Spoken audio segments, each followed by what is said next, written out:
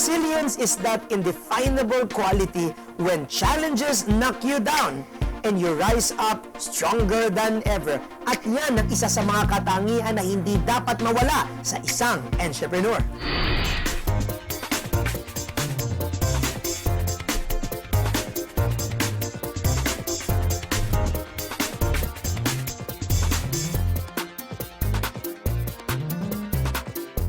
Let's go!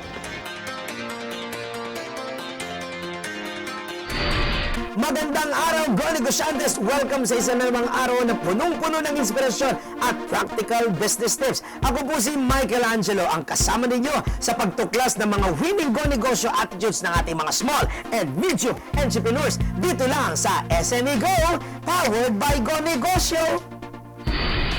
Usong-uso ngayon ang mga organikong produkto gaya ng organic shampoo, organic sabon, organic makeup, organic cleaning aids, at organic ng different essentials natin pang araw-araw. At syempre, hindi mawawala ang mga organic prutas at gulay. Ngayong araw na ito, samahan niyo po ako to truly understand the term organic at alamin natin ang mga benefits ito sa atin at kung bakit patok na patok ito sa merkado.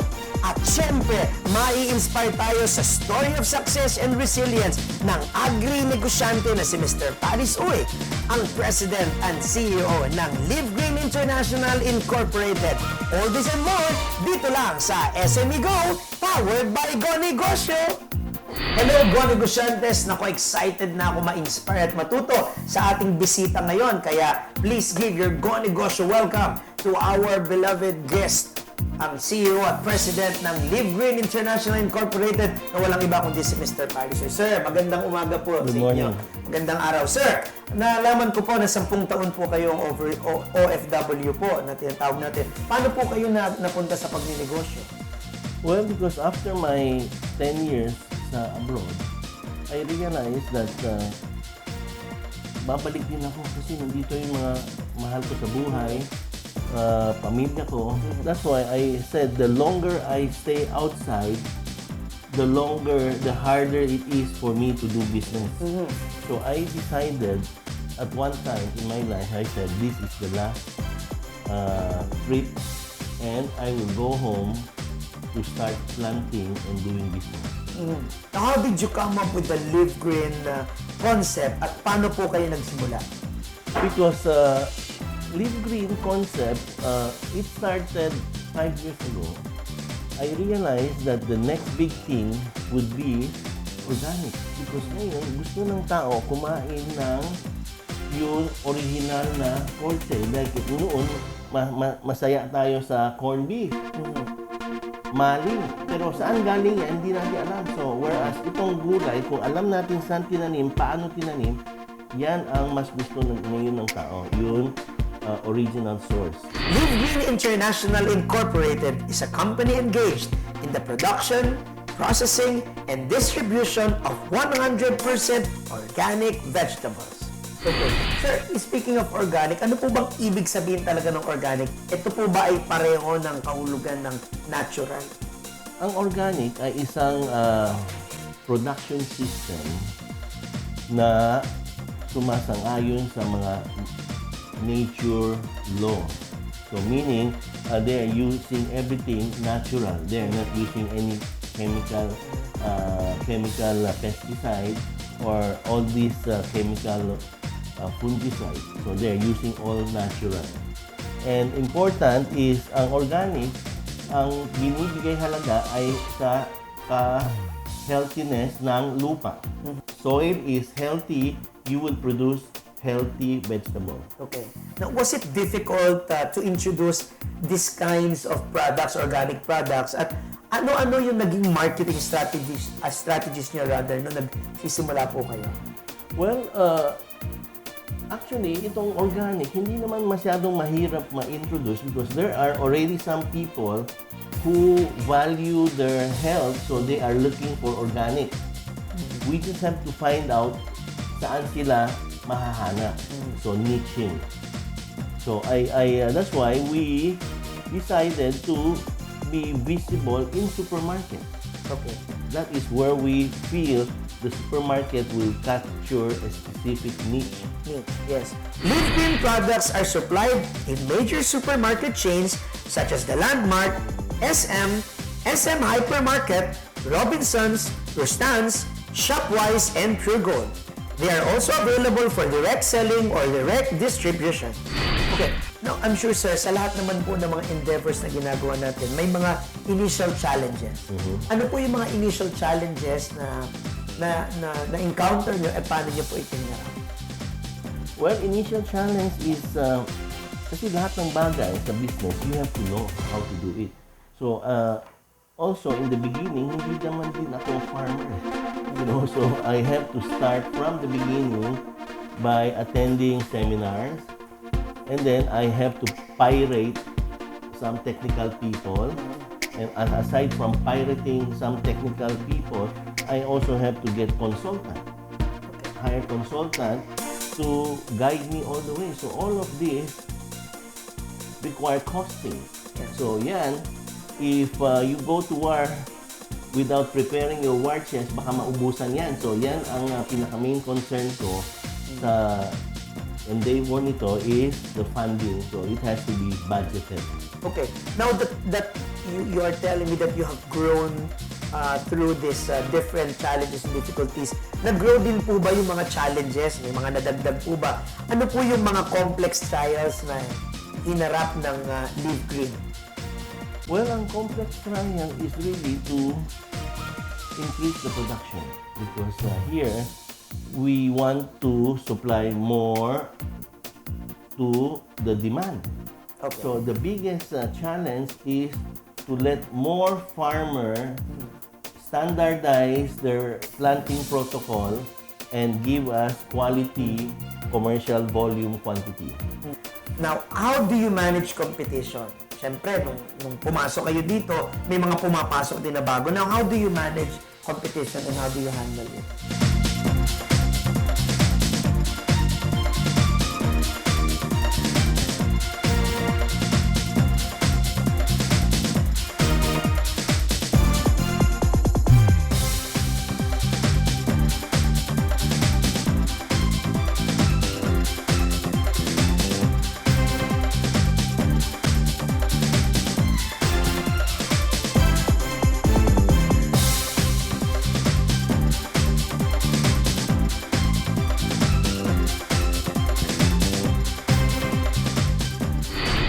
Come and learn what it takes to be a successful agri-entrepreneur at the Go Negosyo Agri-Negosyo Summit, July 25 at the World Trade Center 10, Pasay City. Be motivated with the stories of Go Negosyo agriculture icons and the inspiring agripreneur of 2014. Listen to the inspiring words of Go Negosyo founder Joey Concepcion, Senator Cynthia Villar, and many more. For more details, call 637-9229 or visit www.gonegosyo.net.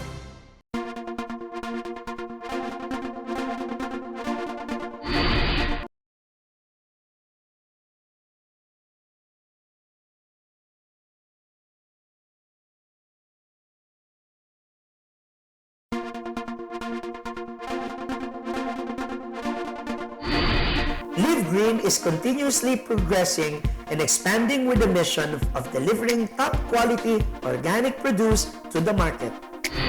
Nakita po natin na kayo na rin po ang nagsabi that people start to realize the goodness na ang epektong maganda na binibigyan ng mga organic products. Now, how do you manage competition? Siyempre, nung pumasok kayo dito, may mga pumapasok din na bago. Now, how do you manage competition and how do you handle it? Well, the way I manage the competition is I make sure that yung quality ng ating produkto ay number one. Because if you can control your quality, competition is number two. Okay, we want to be the best quality so that when consumer eat our product, they would value the care that we put into our quality. Bukod sa competitive edge nyo na kayo ay into quality, what else can you say na ito yung edge ko Because ang pinaka-asset ko rin sa itong company ay the people working with me. Because without them, this cannot exist. So we make sure that the people we invite to join us has the passion to also succeed. And this one is helping a lot of farmers improve their lifestyle. So we make sure that the staff we invite have the passion and professionality to deliver their service. What was the turning point of LiveGreen that you felt that, oh, we are into something bigger than us? Ito na yun. Well, turning point was last year. I was invited to a seminar in IFOAM, International Federation of Organic Agriculture Movement. And it's only when I went there, I realized the formal, parang yan ang pinaka-Harvard na sa organic farming training. So I realized that the way they teach me there is also my direction, and I see so much potential, and that's the turning point of my career, is because I finally know where I stand, and it's advocacy. We are advocating our principle here. The company is certified by the Negros Island Certification Services, accredited by the National Committee of the Bureau of Agriculture and Fisheries Product Standards, and an affiliate member of the International Federation of Organic Agricultural Movements. Thus, it supports and promotes only the best practices of organic agriculture. Nung nagsimula ho kayo 2009, tama po, ano sir? Ano-ano po yung mga aspeto sa negosyo na binago ninyo o pinanatili ninyo para you are on the right direction? Well, number one is the constant supply. Because dito, hindi tayo pwede sasabi sa mga supermarket na, sorry, wala akong ma-deliver today. Kasi umulan. Kasi yung farmer hindi nagbigay. So we have to have always buffer, extra supply, contingency plan so that we never run out of vegetable to deliver. That's a very big challenge. And that's why when we resolve that, that is a very big turning point also in my career here. LiveGreen does not only aim to deliver outstanding products, but also to empower farmers and their communities for sustained livelihood through organic farming. Ano po ang future plans na nais pang gawin ng inyong kumpanya, ng LiveGreen? Well, the future plan is we will pursue processing. Okay, we would like to make juice, dehydration, powderizing, so that it can last longer and we can export them. Okay. Number two, we want to open our own retail outlet also. Okay. Parang a 7-Eleven organic store. Okay. One-stop station. Nandun na So lahat. those are our future plans. Ano po ang mga advice nyo sa mga aspiring entrepreneurs, especially those who would like to become agri-entrepreneurs? The role in agri-entrepreneur is very big. I tell you, now is the time, because our country has so much agricultural land and the people. The only thing that we need to set our mind is our passion. We have to love doing it, because if you love doing it, then time passes by so quickly. Yeah. But if it is a hell doing it, then don't do it anymore. Okay, so you have to love doing it. Number two, you have to have a vision, because in agriculture, you have to have a 3-month plan, 6-month plan, because agriculture is about cause and effect. Kung wala kang tinanim, wala kang aanihin. So you need to plan half year per planning. Yeah. So you have to do planning, you have to have passion, and winner never quit. Quitter never win. Ano naman po may papayo niyo po sa ating mga farmers na maaaring nais din pumasok at sumabak sa ganitong industriya?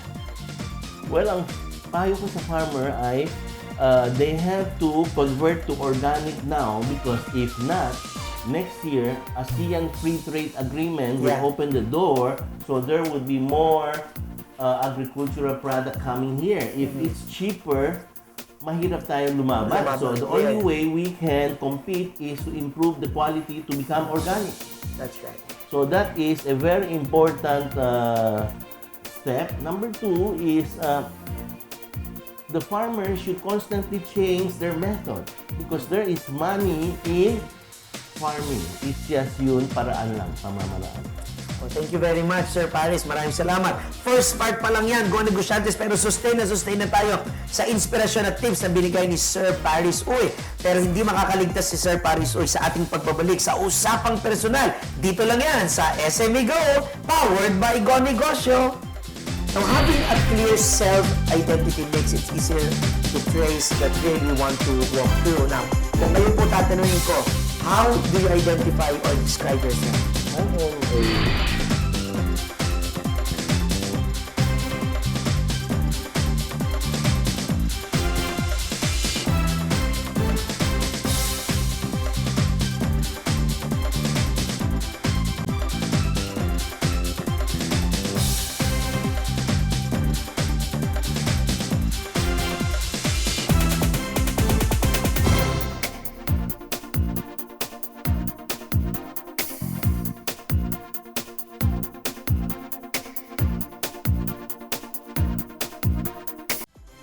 Come and learn what it takes to be a successful agri-entrepreneur at the Go Negosyo Agri-Negosyo Summit, July 25 at the World Trade Center 10, Pasay City. Be motivated with the stories of Go Negosyo agriculture icons and the inspiring agripreneur of 2014.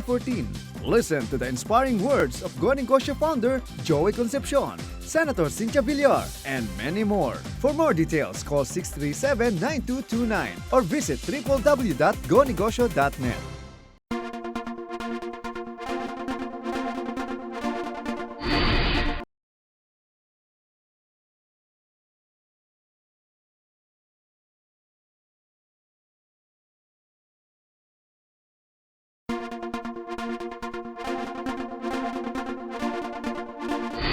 Nagbabalik ang SME Go. Nako sir, usapang personal naman po ito ha. Now, having a clear self-identity makes it easier to trace the trail we want to walk through. Now, kung kayo po tatanungin ko, how do you identify or describe yourself? I am a simple person because sabi nga, less is more. So I try to make things simple para it would be sustainable. Yeah. Okay. Yung inyo po bang kasimplihan sa paggawa ang nag-atid sa inyo kung nasan po ngayon ang LiveGreen ngayon, paano po nakatulong ang self-identifications or description na ito to discover yung inyong passion for organic farming at pagnenegosyo? Noon, bago ako pumasok sa organic, kala ko, farming is so easy, but no, farming is a science. Yes. So, a science, there are reasons for every changes. Yes. So that's why when I got this fit me is because we are actually producing life. Vegetable is life. Yes. And in that life, there are nutrients. So, in the beginning of time, nung wala pa tayong mga technology, ang ating mga ninuno, simple lang din, nagtanim lang sila, wala pang fertilizer, ganun din sila. So they have what you call indigenous knowledge. So what we are doing now is just simplifying things so that the farmer can do it better. I'm sure tutok na tutok po kayo at kailangan tutok kayo sa negosyo talaga. Paris Uy was a former OFW involved in the operations management, business development, production planning, and computer programming. He also held a career in teaching. This exposure has helped him gain expertise and skills as he pursued his true love, entrepreneurship through organic farming.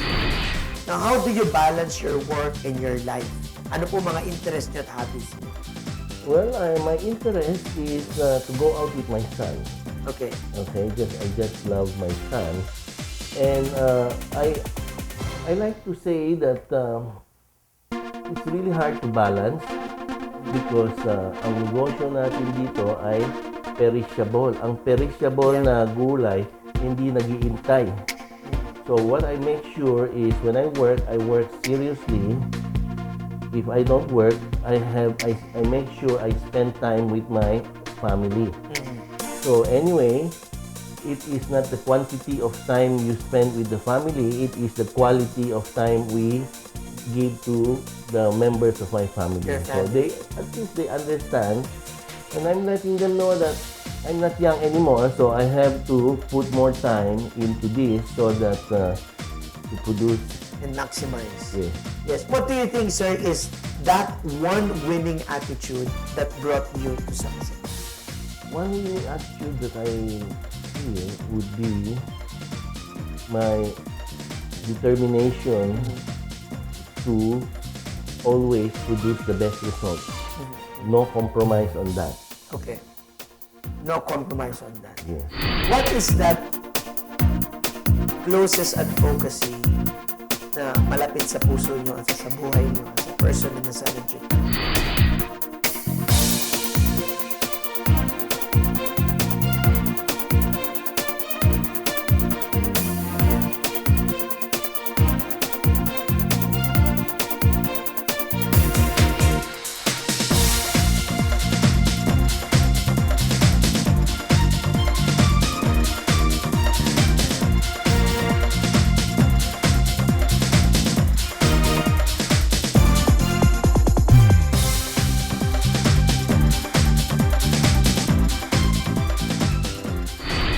Come and learn what it takes to be a successful agri-entrepreneur at the Go Negosyo Agri-Negosyo Summit, July 25 at the World Trade Center 10, Pasay City. Be motivated with the stories of Go Negosyo agriculture icons and the inspiring agripreneur of 2014. Listen to the inspiring words of Go Negosyo founder Joey Concepcion, Senator Cynthia Villar, and many more. For more details, call 637-9229 or visit www.gonegosyo.net.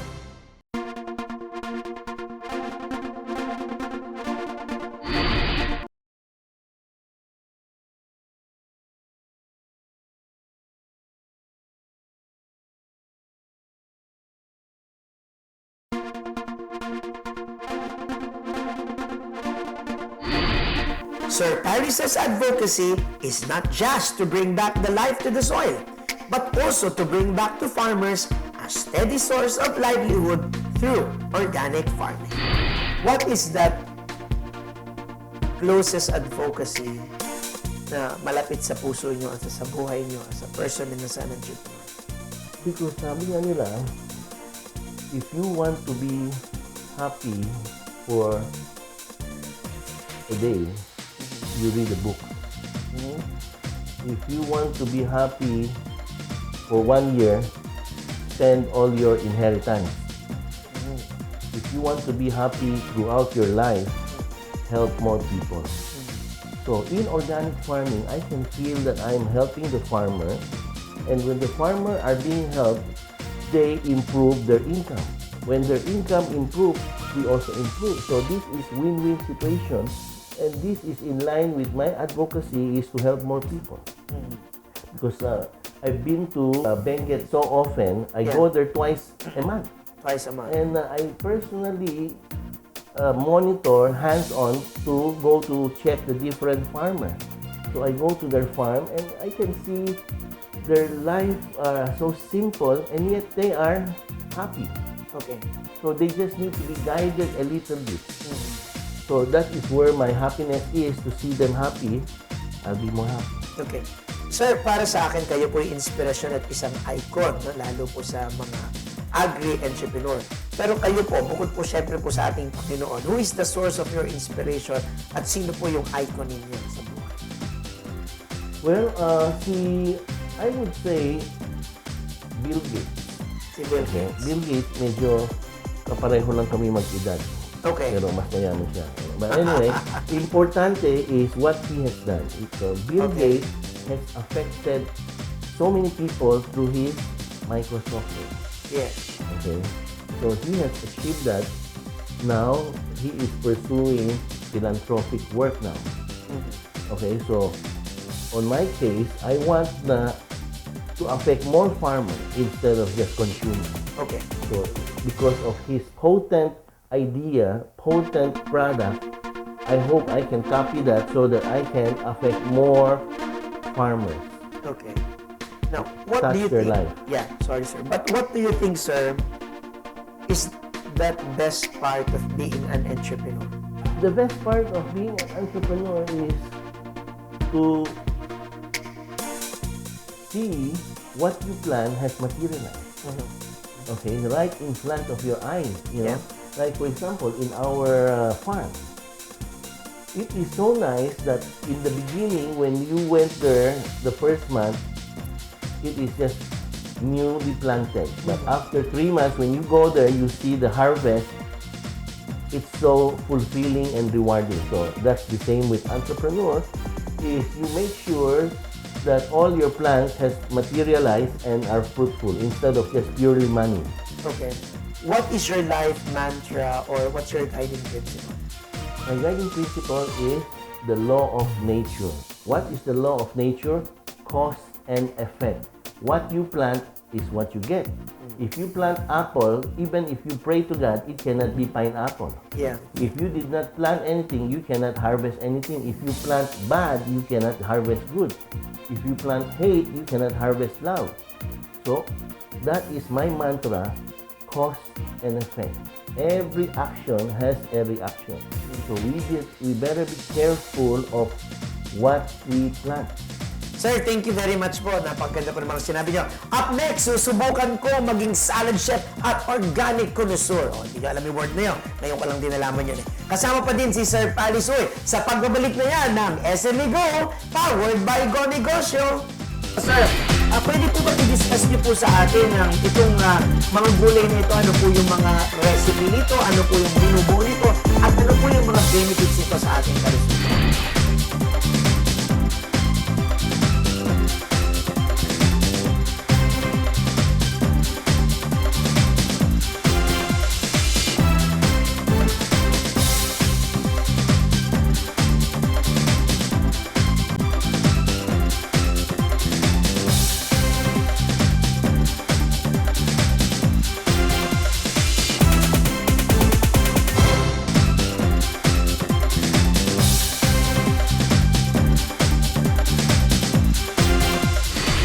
Come and learn what it takes to be a successful agri-entrepreneur at the Go Negosyo Agri-Negosyo Summit, July 25 at the World Trade Center 10, Pasay City. Be motivated with the stories of Go Negosyo agriculture icons and the inspiring agripreneur of 2014.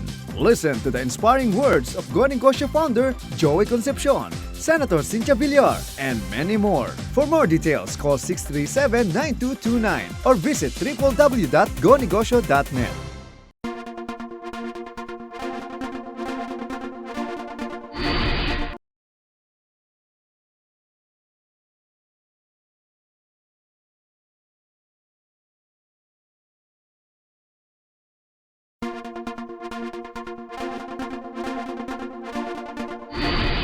Go Negosyantes, andito pa din tayo sa LiveGreen office dito sa Cubao, Quezon City. Kasama pa rin ang ating kaibigan, si Mr. Organico. Okay ba yun, Mr. Organico? No?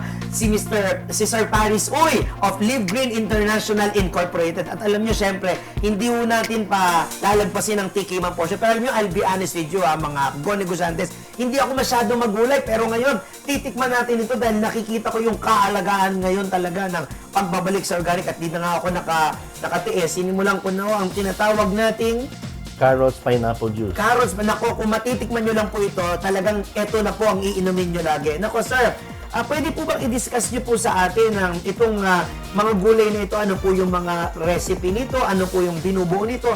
At ano po yung mga benefits nito sa ating kalusugan? Well, first of all, we have here what you call romaine lettuce. Okay, this one is also a lettuce, green eyes. These two lettuces are very good for cleansing our organ, our system. Okay, lettuce. so lettuces. And they are very good for the liver, color green. Color green. And then here we have the different type of salad, you know, where you also have cucumber, corn, carrots, croutons, egg, etc. So this is the salad dressing for these two. Okay. And then here we have a famous Chinese vegetable called polong chai. Polong chai is the cousin of spinach. Okay, so malamang if ever si Papay ang unang kakain niya. Yes, okay. so this one is really Popeye food, okay? So here is also a combination of polong chai and tinatawag na Taiwan pechay or bok Taiwan choy. pechay na may kasamang mga Garlic. fried garlic. Yes, Wow. yes. And this one is organic vegetable noodle. Organic. Yes, so these are vegetable noodles from Thailand. Okay. So we import them also. It's a combination of different vegetable toppings. Na may gulay, no? Yes. Ano po ang benefits nitong itong iyabaw, yung pansit na yan na may organic na sa katawan natin? Kasi yan may malunggay din. Okay, malunggay as we know is a miracle Yes. plant. Bakit nga ako tinawag na miracle plant to eh? Pag gumawak ka ho ba dun bigla makakatayo ka na lang bigla? Hindi naman Hindi siguro, naman. but the reason why it is called miracle plant is because despite it looks so small, it has so many nutritional value. Okay. It has higher source of protein from milk. Okay. Mas mataas pa yan. Talaga? So much things. So that's why, and libre pa, mura pa. Okay. Okay, so malunggay a day is keep the doctor away a day.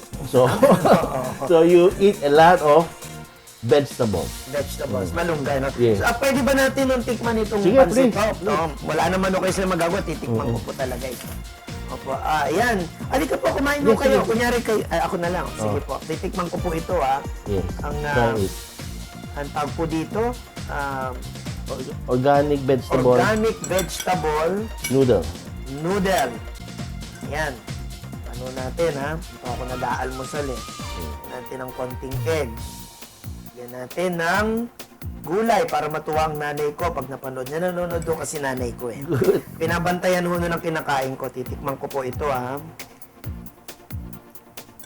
Masarap po lasang pansit. Ang pansit to kasi ito talaga. Alright. In fairness, Gona Visantes, malinamnam at yung lasa niya, lasang healthy na talaga, no? Sir, tatanungin ko po kayo. Bawa yung juice na iniinom ko, balak niyo ba maglabas sa market ng ready to drink? Yes. Fresh carrot juice. Walang preservative. So po, balita ko ngayon may mga sinusuplayan na kayo. Ano po yung mga sinusuplayan niyo? Well, we supply to the hospital and we will be also supplying Walter Mart for our inauguration or introduction of juicing sa supermarket. Oo. Sir, if ever po, aside from the supermarket, how can we order from LiveGreen? Actually, you can also order online. We have our website, livegreen.ph. Livegreen.ph. There is e-commerce in that website. So, pwede po umorder doon, pick Yes. up for delivery. Yes, depends. Kasi if you do the minimum order, we can deliver to you free. Oh, okay. Mga minimum orders po. Yes, yes. Okay, Sir, encourage our viewers to live and eat healthy. Sir Paris. Okay? You are what you eat. If you want to be healthy, you eat healthiness. If you want to be sick, you eat a lot of junk food. So, you are the one deciding your health. Therefore, you are what you eat. Nako, thank you very much sa sinabi niyo po. That's because I eat pansit, I am pansit. Because you eat what you eat. Pero sir, thank you very much po sa mga sinabi niyo. Marami pong tinamaan sa aming mga crew sa pagkain po ng mga junk food. So ayan Goni Kusantes. At kung kumain po tayo ng healthy dahil tama po si Sir Paris Uy, you are what you eat. So, eat what you are. Okay, thank you very much, Sir Paris. Ayan, Very good. Thank you Very very good. much po. Ayan. Kung lahat tayo may negosyong pag-iisip o may habit pag-iisip, kahit saan tayo malagay, we will just certainly do our best.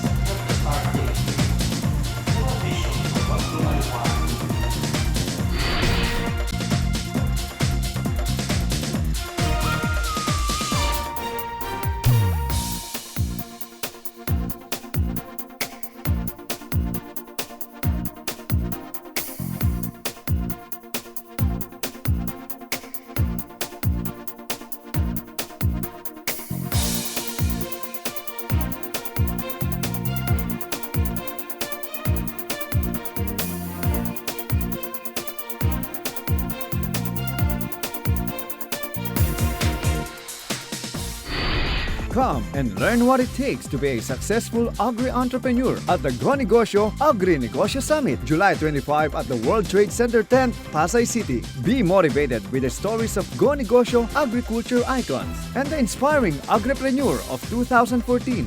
Listen to the inspiring words of Go Negosyo founder Joey Concepcion, Senator Cynthia Villar, and many more. For more details, call 637-9229 or visit www.gonegosyo.net.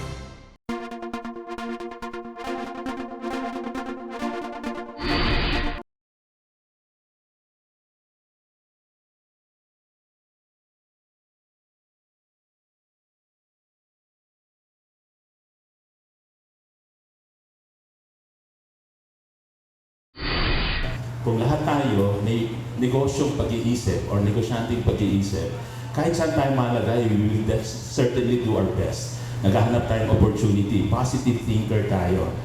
Maaaring we're in an office environment, organization, or we have our own business. Go Negosyo does not teach everyone to be in business lang, isang career path. But it's really just enhancing our internal capabilities, competencies. Not everyone can be entrepreneurs, but everyone can be enterprising. I think picking up from what Ramon was asking you a while ago, what is the reason why a customer would like to buy from you? And I think that's called compelling value proposition. What is so compelling about value proposition? Now, you can have good value proposition, but is it compelling? And for me, there's a test for compelling. So you have to start thinking, if I have a compelling proposition, for the consumer, do I have a compelling proposition to my stockholder? Ang tawag doon, attractive profit. Kasi ang stockholder, they put money in your business, di ba? There is risk involved, pwede mawala. So you have to compensate them by having attractive profitability. So you have to start thinking, ano ang vision ko? What do I want to do bigger than whatever is your business today? Sooner or later, and the reason why I said sooner or later, because many times, the entrepreneur starts their business, wala pa silang vision, okay lang yun. And I tell them, okay lang yun. Kasi yung vision lang nila is, to have a livelihood, to be on their own, and to be employed, to make money. Okay lang yun. Pero in the long term, you should not think of that as your vision. You have to think of something bigger than you. Like for example, why do you, it's not just for yourself vision, but also mission. Why does your business exist for others? You exist because you want to help, whatever, help other people. You have to decide, do you do it on your own? Or do you do it with other people? So you can see all of these things is telling you that there are 10 building blocks in a business. So you've got to be able to answer those things. Mahirap kasi, minsan, hindi buo ang business. Ang mga tao sa marketing, right side lang ang alam nila. Target market, channel, value proposition, customer funding, yun lang alam nila. Ang operations, ang alam nila, nasa kaliwa, resources, processes, complementer, dito ang finance, revenue, cost. So you have a whole picture of the business. Kaya planado from the start to the end. But you also need execution skills. Kasi di ba, galing magplano, pero hindi nila magawa-gawa. And I will tell you, the number one execution skills is monitoring. Ako, mahilig ako magtanong. Pag meron ako ini-interview, tinatanong ko, tell me about your industry. Mas ginawa ako interest sa industry nila, tinatest ko lang whether the person can tell me about the industry. Bakit? Kasi when the person can tell about the industry, it means the person is monitoring the industry. But monitoring is the prerequisite for allocating. The difference between a manager and a clerk, a manager allocates. An entrepreneur allocates. You allocate budget, you allocate time, you allocate resources. But what is the basis of allocation? Hindi monitoring. Tama? If you don't monitor, how do you allocate? That's why it's very dangerous. Kaya ako, pag nag-interview ako, I ask about the industry. Pag hindi, they cannot tell me about the industry. Ayaw ko sa akin. Kasi hula-hula lahat eh. Monitoring. Hindi nag-monitor. Hindi siya database. And of course, you have new differentiation. And I told you new differentiation is not just look at product differentiation or service differentiation. You look at your business model. I told you about the 10 building blocks of a business model. And finally, look at old profit sources and new profit sources so you can maximize your profitability. I hope you learned. Thank you very much. And my sister was telling me, Nick, I think we have to go back to Tacloban, sell out our whatever things we have so we have money. It really pains me, and I told her, please, let's give ourselves more time. Let's not give up. We're just starting. Right now, we are into a food business in a construction. Sa Tacloban o dito? Here in Manila. Actually, this is a help and assistance to us. Somebody from Santa Elena, financial, everything, in coordination and also with the assistance of Gonegosyo. Sa ngayon, we end up the day just serving. Pinakamalaki is only 40 workers. And we prepared for 100. Before we went into that area, there are 2 canteens. And isa pang problema. Add-on. Opo. And we were actually, the heart of the owner of Santa Elena is really with us. She's really trying to help us recover. Minsan, I'm confused. So can I guide you with some questions? Yes po. Just to, halimbawa, no, your pag 100, okay na kayo, kumikita na kayo, pero 40 lang bumibili sa inyo. Opo. Tama? That's only 1%. Ibig sabihin, 99% are not At buying. minsan nga, 20 lang. Oh. Pero yun mga bumibili sa inyo, bakit ka bumibili sa inyo? Natanong niyo ba sa kanila? One is, our space is so near to the employees, rank and file employees. Okay. But to those working on the site, Malayo. they're far from us. So if they cannot go to you, can you go to them? Remember, they are tired. They only have 1 hour lunch break. If they walk to you, they lose time. They walk back, they lose time. So mainit na yun. Diba? Unless it is really very compelling, they will not do it. Diba? And usually construction site, it's not compelling. Therefore, it's really price driven. If you gotta make yourself available there, you get it? How do we do this? Ang income is always based on sales, diba? Based on sales. So I'm now addressing, how do you increase your sales?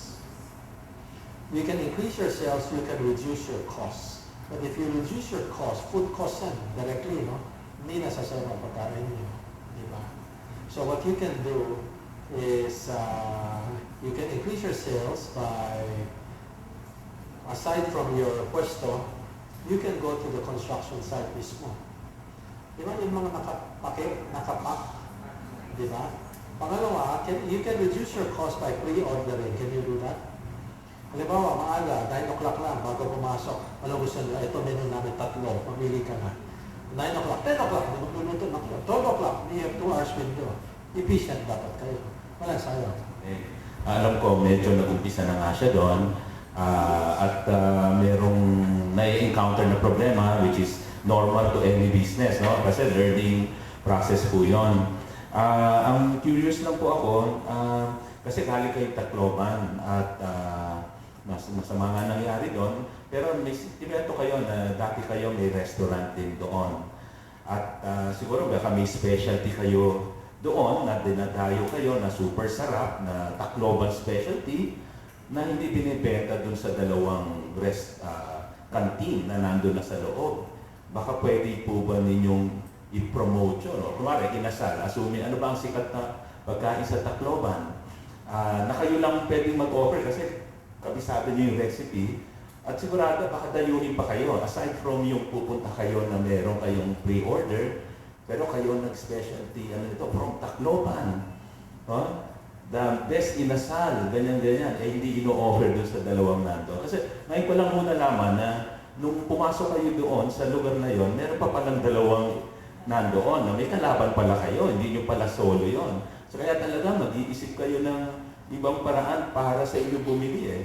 Ano yung kakaiba na pwede nyong offer na kayong pinakamagaling? Go Negosyantes, maraming salamat sa pagsama niyo sa amin ngayong araw na ito. Sana'y nakapulot kayo ng inspirasyon at practical business tips na makakatulong sa inyong pagninegosyo. At sana ay na-encourage kayong i-pursue ang healthy living. Kaya ng pagkain ng mga organic na gulay na nasa harap natin ngayon. Hindi lamang para sa inyong sarili, kundi pati na rin sa ating Mother Earth at sa mga susunod na henerasyon. And remember, be resilient sa kahit anumang pagsubok na dumating sa buhay man o sa pagninegosyo. At ayon nga sa dating Pangulo ng South Africa, ang aking lolo na si President Nelson Mandela, the greatest glory in living lies not in never falling, but in rising whenever we fall. See you again next week. Ako po si Michael Angelo at ito ang SME Go, powered by Go Negosyo. Carrot juice. Carrot juice.